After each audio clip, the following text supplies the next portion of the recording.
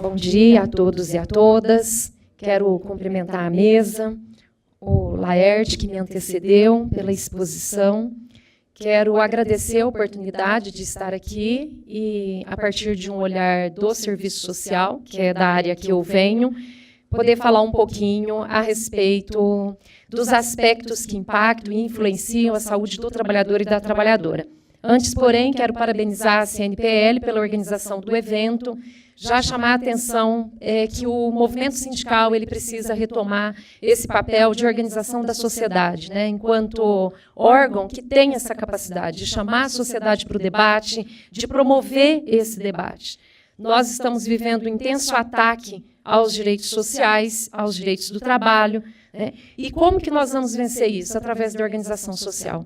E o sindicato tem um papel preponderante. Então, parabenizo a CNPL pela iniciativa, tá? Agradeço a oportunidade de estar aqui e parabenizo também quem está diretamente envolvido na organização do evento, as pessoas que fizeram contato comigo, a Camila, a Michele, porque eu sei como é difícil organizar um evento, né? A gente chega, está tudo prontinho, mas há uma estrutura muito grande por trás. Nós que temos organizado um seminário que agora já está grande em Franca, o Seminário de Saúde do Trabalhador, junto com o meu amigo Reginaldo, que está aqui, né, da CNTI, com apoio do Calixto, enfim, a gente sabe a dificuldade que é. Mas, ao iniciar a minha fala, eu queria introduzir um aspecto que eu considero extremamente importante para se pensar a saúde do trabalhador e da trabalhadora, né, que é o conjunto de proteção social, de medidas protetivas, a segurança social. Sem isso, não tem como nós falarmos em saúde do trabalhador nos ambientes de trabalho.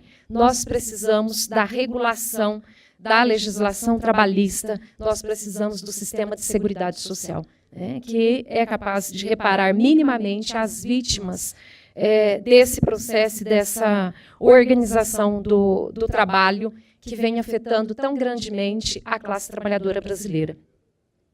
Então, é muito importante que nós tenhamos isso claro, senão nós vamos ficar fazendo um debate vazio, inócuo, apenas nos ambientes de trabalho, né? Se não tem a regulação do trabalho, se nós não temos a justiça do trabalho, se nós não temos o papel do sindicato para fazer essa intermediação, nós sabemos que não haverá garantias mínimas para a sócio-reprodução do trabalhador.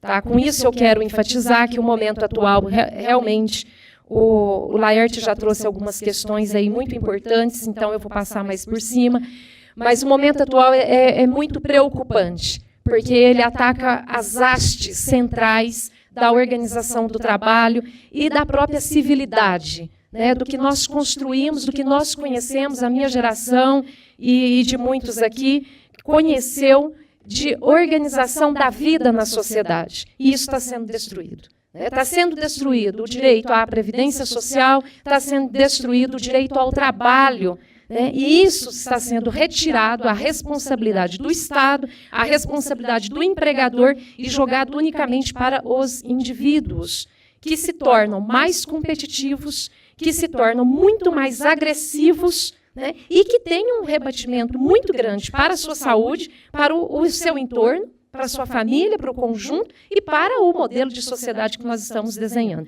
E, nesse momento, o ataque muito grande também para retirar a responsabilidade dos sindicatos, né, que nós também conhecemos ao longo do século XX, que, apesar de todas as limitações e da necessidade de autocrítica, é o sindicato, e foi através dos sindicatos que a classe trabalhadora conseguiu se organizar minimamente e ter garantias fundamentais para a venda da força de trabalho. Por exemplo, a jornada de trabalho, a organização dos ambientes, né, a previdência social, que depois, em meados do século XX, vai se universalizar na forma de seguridade.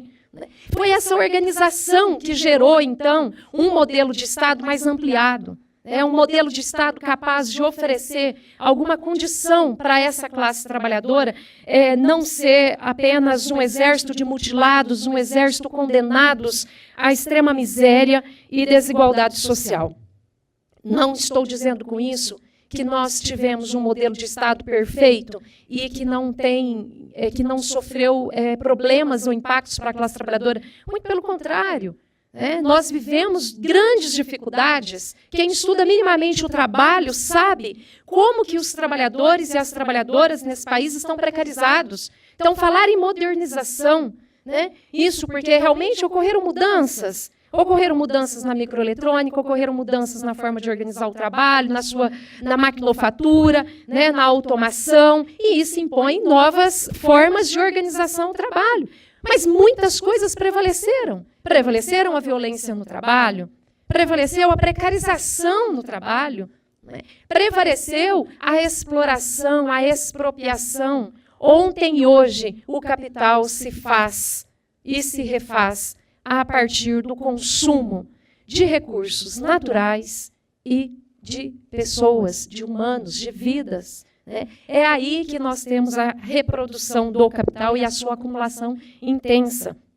Então, eu quero chamar a atenção para esse momento, que sob a lógica financeira, no marco da globalização do capital, que tem por trás aí um modelo de Estado conhecido como neoliberal, que tem uma perspectiva de manter a sua atuação no sentido de fortalecer o capital, e regular a fragilização, regular a precarização como norma e como regra. Eu poderia dar vários exemplos, mas eu quero entrar um pouquinho na violência do trabalho, no que diz respeito à saúde do trabalhador e da trabalhadora, aqui no nosso país, que está diretamente vinculado à mais-valia absoluta, relativa e agora ilimitada. Então, todas essas transformações tecnológicas, a revolução da informação, ela vem trazendo no seu bojo inúmeras mudanças nessa organização do trabalho. Então, há uma intensificação do trabalho.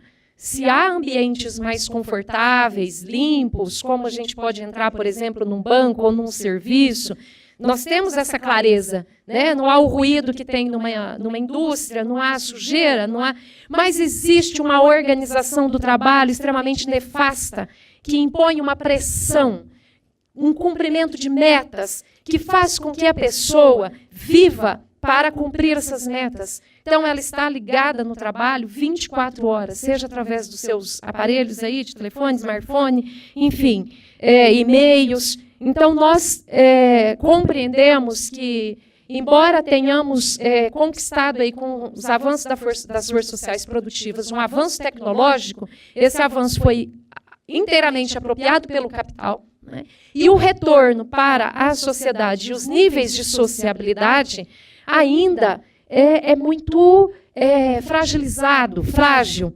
Tanto é que nós provavelmente pensávamos que, ao conquistarmos a Constituição Federal de 88, que é o nosso frágil estado de bem-estar social, aqui não houve estado de bem-estar social, mas tivemos esse ensaio com a Constituição de 88, no qual a gente tem a garantia da Seguridade Social, saúde como direito de todos, a Previdência Social, que tem que consegue abarcar os benefícios socioassistenciais para a pessoa com deficiência, para o trabalhador que não conseguiu contribuir, aí está aí o benefício de prestação continuada, o aposentado especial, e isso, gente, foi garantido a forma de financiamento.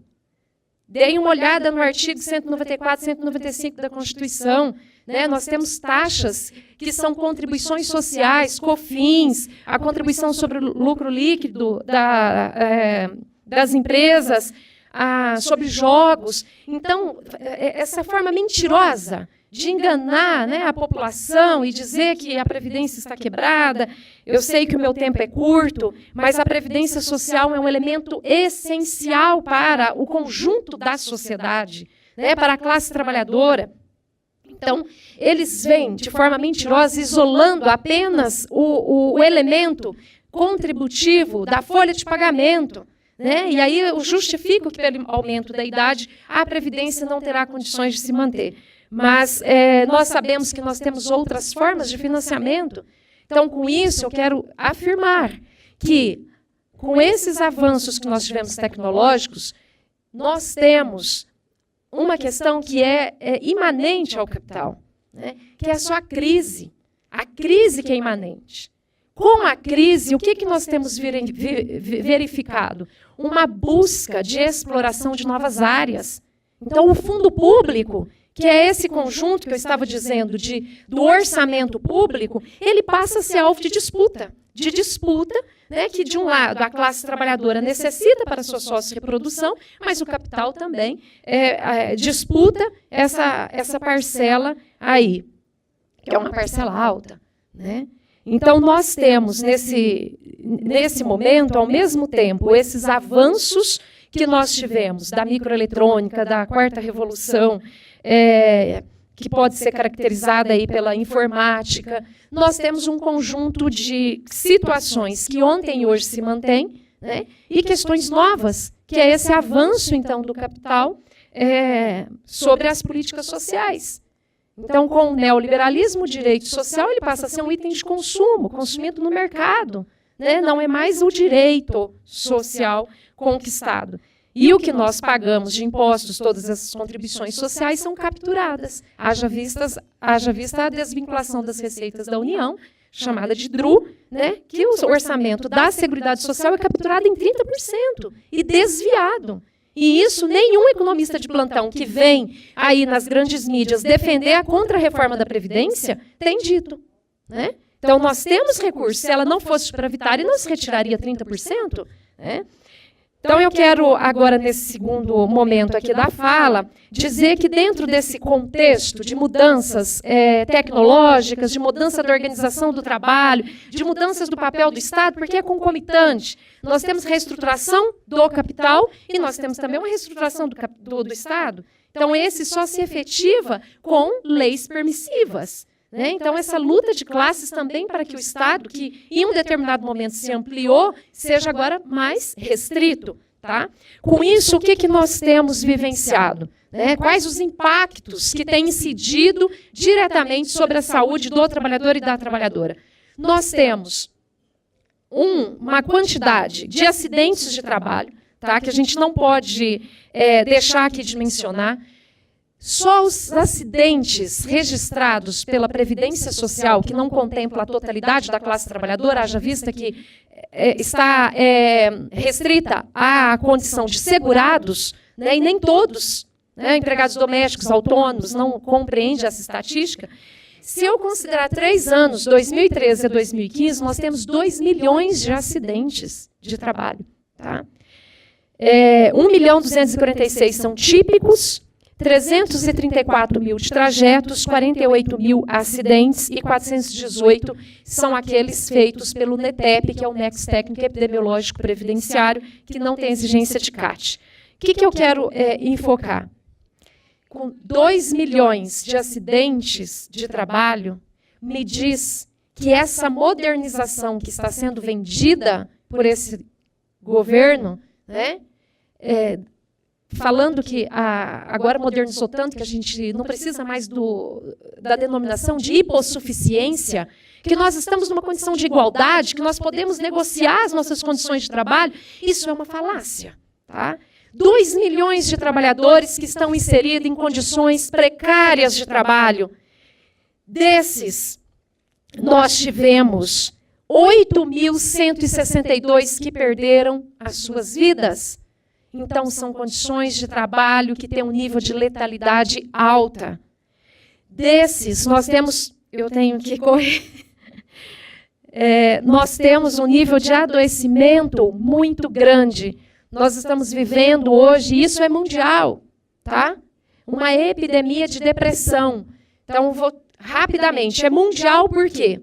Porque essa organização do trabalho, essa gestão do trabalho, embora a gente tenha maior conhecimento de onde nós estamos, ela não é uma característica da realidade onde nós estamos, né? Aqui do Distrito Federal, do interior do estado de São Paulo ou do Brasil. Ela é um elemento de organização do trabalho e de gestão do capital mundial, né? E que se expande em busca de maior taxa de acumulação. Com isso se faz contratando trabalhadores precarizados. Daí o elemento da terceirização. A terceirização, onde mais ocorrem acidentes de trabalho, onde mais ocorrem mortes, eu não tenho condições agora aqui, nos 5 minutos que eu tenho, de aprofundar, mas nós temos dados já levantados por pesquisadores, pelo DIEESE, que a terceirização, ela oferece um nível de precariedade muito maior. O objetivo de se terceirizar é, sobretudo, se retirar a responsabilidade do empregador direto, né, e colocar num terceiro. Esse terceiro não vai oferecer as mesmas garantias, tá, que a empresa direta. Então, a par disso, nós temos vivenciado, eu vou passar por cima, não tenho como aprofundar, mas dentro do processo de doenças e adoecimentos, é importante eu citar suicídios no trabalho, tentativas de suicídio. E isso, gente, tem que mexer com a gente. Não é uma pessoa deslocada que resolveu tirar a vida porque ela está deprimida, porque foi traída, por isso e por aquilo. Quem suicida no trabalho é porque não encontra mais saída para as injustiças vivenciadas cotidianamente. Portanto, ele resolve acabar com aquela injustiça retirando a sua própria vida. E nós temos tido casos de tentativa e de suicídio consumado no trabalho. Isso nos mostra o nível de sofrimento que é conviver com as formas de injustiça cotidianamente. Então, vem-se falar em modernização das relações de trabalho, retirando o papel da justiça do trabalho, retirando o papel da legislação, retirando o papel dos sindicatos. Nós vamos ter um nível de endurecimento das condições de trabalho muito maior. Vocês, muito provavelmente, sabem, tendo curso superior, tendo determinada autonomia, tendo envolvimento com o sindicato, sabem como que é lidar com o empregador? Sabe como que é esse nível? Nós não temos essa igualdade, né? Há uma dependência econômica. Se há dependência econômica, há hipossuficiência. Nós temos também, gente, trabalho análogo à escravidão no Brasil. Agora tramita no Congresso a mudança do termo análogo à escravidão, retirando da compreensão aquelas situações em que não se resguardam os direitos mínimos da legislação trabalhista. Então, vão limitar o termo análogo à escravidão apenas para quando tiver o cerceamento da liberdade de ir e vir. E nós temos situações extremamente precárias. Né? Se você analisa as condições análogas à escravidão, no meio rural, urbano, nós temos aí os estudos em São Paulo, né, sobretudo na indústria têxtil, nós vamos observar pessoas que estão sem a liberdade de ir e vir, sem documentos, sem nenhum resguardo e submersas a condições de trabalho extremamente degradantes, com jornadas de trabalho super estendidas. Nós temos violência no campo. Esse ano já foram 19 assassinatos. Né? Então, nós temos hoje um modo de conduzir o país que está incitando isso, está naturalizando a violência. Né? Nós precisamos de chamar a atenção para isso, porque o campo, os trabalhadores do campo, são as pessoas mais sofridas, são as pessoas que historicamente estiveram apartadas dos direitos sociais. E agora, novamente, esse governo tentou retirar da Previdência Social, desvinculando o piso do salário mínimo para a aposentadoria especial do trabalhador rural. E nós sabemos o quão precária é. Né? Então, atendendo às demandas dos ruralistas, que são grandes agricultores, que têm uma concentração de renda altíssima, né? E impõe maior precarização e sofrimento para quem já vive com tão pouco, para quem trabalha e recebe de acordo com sazonalidade. Então, você tem um período do ano que tem condições de se reproduzir e no outro período, além das péssimas condições de trabalho. Né? Nós temos assédio moral. Nós temos aí, na questão do assédio moral, uma lógica muito perversa praticada por gestores que, para conseguir cumprir metas, né, nós temos ambientes persecutórios, truculentos. Eu vou finalizar. Tá? É que o assunto é bastante complexo, a gente tem uma repercussão imensa. Eu vou finalizar, então, tá? Mas eu tenho um último recadinho.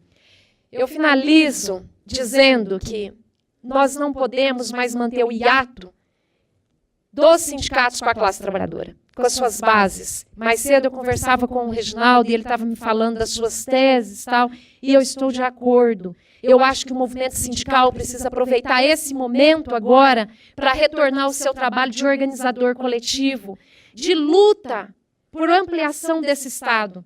Nós só tivemos direitos sociais no Brasil porque nós tivemos o papel do novo sindicalismo na década de 80, a luta dos sindicatos, das centrais que se formaram e juntaram aos movimentos sociais. Então, nós precisamos retomar esse papel. Então, nós precisamos de saúde, o SUS tem que ser universal, tem que ser a garantia da saúde para todos. Nós temos que ter a política de trabalho, a justiça do trabalho. Então, finalizo dizendo isso. Sem isso, nós não temos saúde do trabalhador. Nós vamos ter uma ampliação da miséria social, a ampliação de um nível de civilidade extremamente prejudicial para todos, porque nós teremos que conviver com maiores mazelas, com criminalidade, com o aumento da população em situação de rua, que não cai de Marte, mas brota do desemprego, brota dessas condições de trabalho. Então, muito obrigada. Depois eu espero no debate.